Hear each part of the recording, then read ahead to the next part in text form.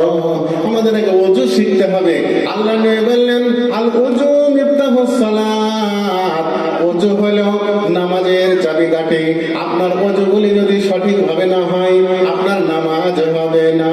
ওরে থাকে তোর নামাজ পড়া, ওযু করা হলো না, থাকে তোর নামাজ পড়া।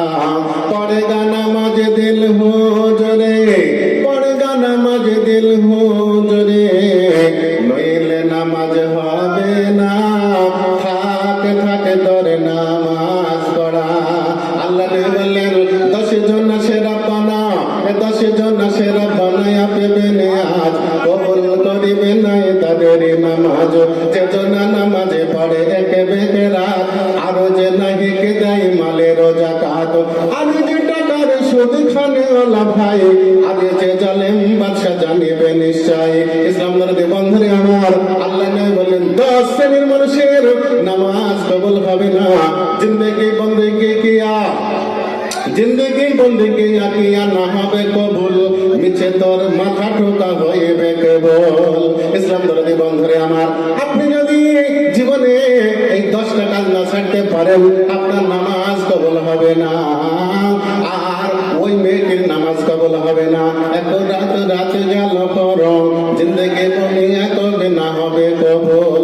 একটা মেয়ের জন্য দেখা যাচ্ছে বাড়ির সঙ্গে স্বামীর সঙ্গে কথা হলো না, 24 ঘন্টা পার হয়ে গেল, ওই মেয়েটির নামাজ কবুল হবে না।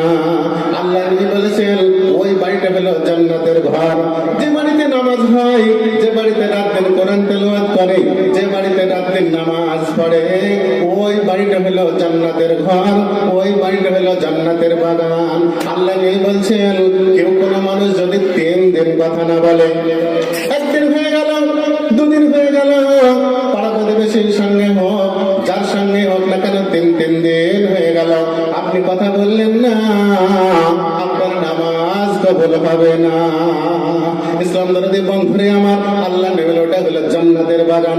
যে বাড়িতে স্বামী স্ত্রী মিল মহব্বত থাকে, ভাই ভাই কথা থাকে, যায় কথা থাকে, শ্বশুর শাশুড়ির সঙ্গে কথা বলে, এমন মানুষ আছে মাকে মা বলে না, এমন আছে আব্বাকে 6 বছর বলে ডাকে, আব্বা বলে ডাকে না, এমন যায় কথা হয় না, বলে তোর নুন লেবো না রে, আমার পাড়ার লোক আছে। ওই মেয়েগুলি হলো জাহান্নামী, ওই পুরুষগুলি হলো জাহান্নামী, যারা মসজিদে ঢুকতে গিল্লাকে বধ করে, যারা মসজিদে ঢুকতে গিল্লাকে বধ করে, একটা দোয়া শেখে না, সূরা শেখে না, এর কথাও কেবল আল্লাহ নবী বললেন, আল গীবাতু আশাদ্দু মিনাজ জিনা।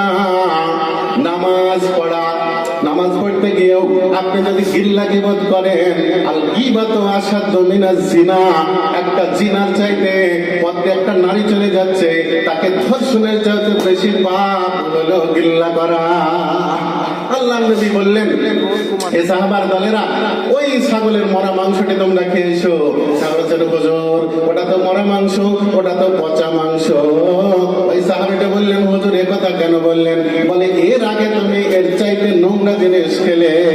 বলে, কেন হুজুর? বলে, তোমার ভাইয়ের জন্য কিল্লা কিবাদ করলে, তোমার ভাইকে বললে অমুক মানুষটা, শুধুমাত্র মানুষটা ঘুমায়, এই কথা বলেছিলাম।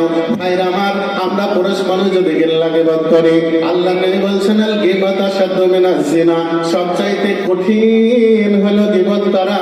আমাদের গীবত করলে নামাজ কবুল হবে না।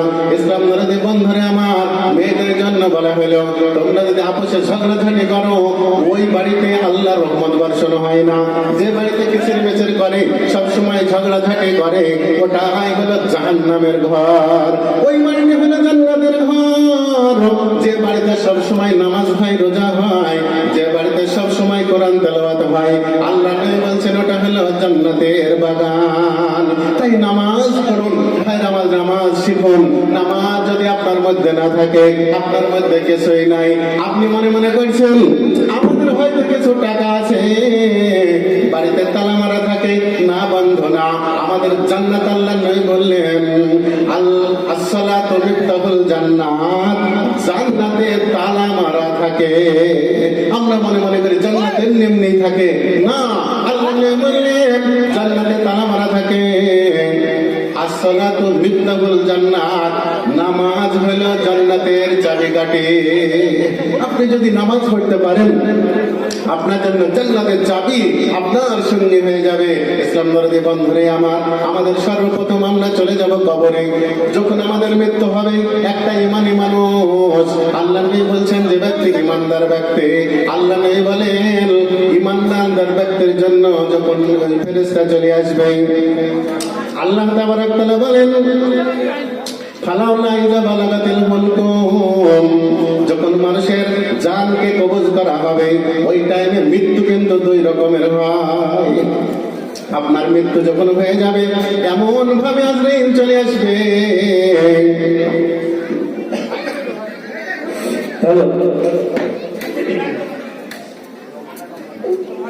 দুই মুকুলকে বলা হচ্ছে তোমরা স্টেজের কাছে এসো। দুই মুকুল, মুকুলের গাদা, মুকুল দোকান এবং আলী হাসান মুকুল এখানে এসো। যে সমস্ত বাচ্চাদের স্বেচ্ছাসেবক দেওয়া হয়েছে, যে সমস্ত বাচ্চাদের স্বেচ্ছাসেবক দেওয়া হয়েছে তাদের উদ্দেশ্য বলা হচ্ছে তোমরা দুই প্রান্তে, রাস্তা দুই প্রান্তের বা দুই জামাতার প্রান্তে দাঁড়িয়ে যাও।